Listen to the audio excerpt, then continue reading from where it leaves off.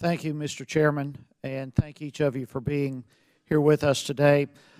In my short time in Congress, I have already seen and heard far too many reports, be it from the Office of Inspector General or GAO, wherever, dealing and detailing TSA's prohibitively expensive technology, either not working to properly screen passengers, or the TSA agents not properly reading the technology one way or other in the various red team tests that have taken place.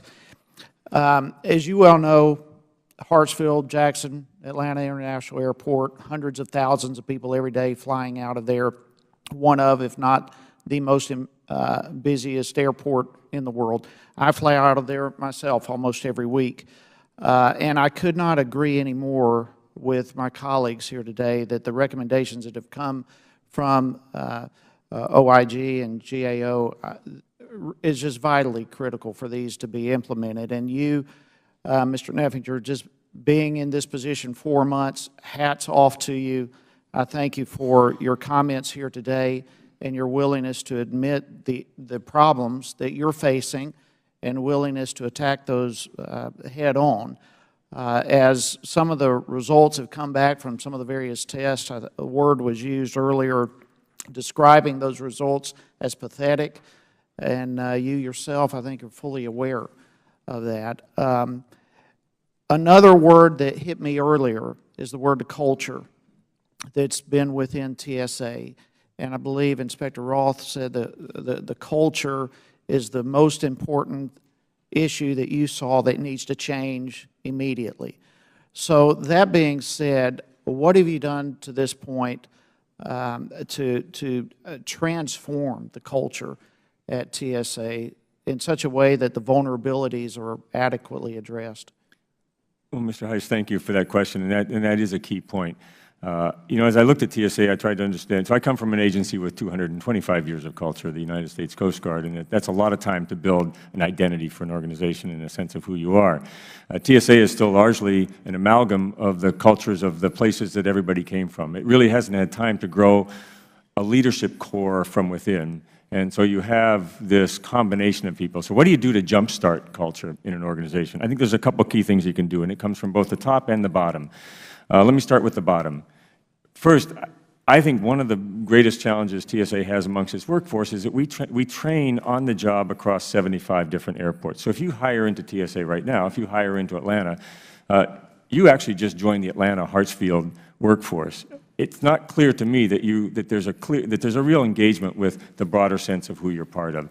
So one of the things I've proposed and I've asked for in this in the FY16 budget is to begin almost like a boot camp training at the Federal Law Enforcement Training Center in Glencoe, Georgia, so that I can conduct all new hire training there. That's one way to begin to engage from the bottom up this connection to a larger organization and a sense of culture, and to begin to enculturate people.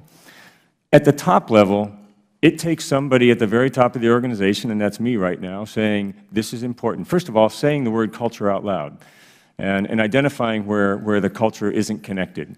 And then identifying what you expect that culture to be. So I'm about to issue my administrator's intent, in which I very clearly, in a few succinct pages, outline what the culture of our organization is, and what I intend it to be, and how we intend to work towards that. And then you have to then begin working on that on a daily basis. So there's a series of efforts that I have planned over the coming months to begin to talk and train in the culture that you expect.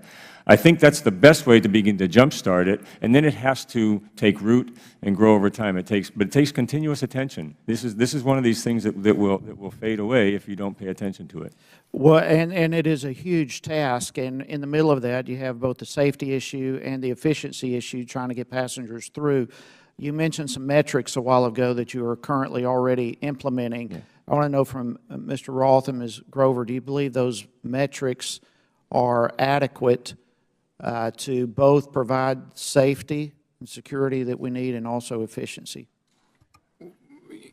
I agree with the administrator that you get what you measure. So certainly if you measure the right things, you're going to get the right things. As part of our audit process, what we'll do is 90 days after the completion of our report, we're going to look back on it in sort of a rigorous, systematic way to determine whether or not these metrics are going to work. Until then, we're going to be skeptical about it, because that's our job, is to be skeptical. So we'll keep the Congress informed as we go forward. Time will tell. Our biggest task for TSA at the moment would be to make sure they put in place a systematic, coherent approach to measuring the outcomes that they want to achieve, and then monitoring them and following up on them with the workforce, because that's the only way to make sure that they get improved, consistent effectiveness. Well, again, thank each of you for your accountability and partnering together. Mr. Chairman, thank you for the time. I yield back. Gentleman's time is expired.